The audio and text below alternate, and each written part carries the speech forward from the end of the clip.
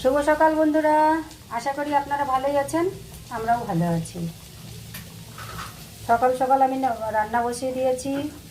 আজকে যেহেতু রবিবার, সকাল সকাল বাজার চলে এসেছে, আমি সকাল সকাল রান্নাটাও বসিয়ে দিয়েছি। এখানে রান্না হচ্ছে আজকে কাতল মাছ, ফুলকপি আলু দিয়ে, ধনেপাতা দিয়ে কাতল মাছ। আর এখানে করছি আলু আর পেঁপের তরকারি। এটা ওর বাবার জন্য করছি, আলু পেঁপের তরকারি, কালো জিরে ফোড়ন দিয়ে। আর হচ্ছে বাচ্চাদের সকালবেলার খাবার করেছি, এই যে মাছ ভাজা, এই মাছ ভাজা আর গরম গরম ভাত, সাথে আছে মাছের তেল।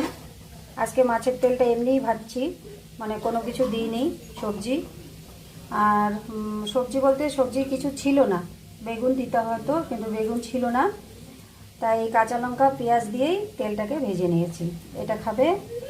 আর এই যে ভাজা তেলও রেখে দিয়েছি, মাছ ভাজার তেল। আমার বৌমা মাছের তেল খায় না, তো ওই জন্য মাছ ভাজার তেল রেখে দিয়েছি। এটা দিয়ে গরম গরম ভাত দিয়ে কাঁচা লঙ্কা কাঁচা পেঁয়াজ দিয়ে খাবে। আর বাজার কিছুই হয়নি, যেহেতু ওর বাবার শরীর ভালো না, বাজার করতে পারেনি এখনও।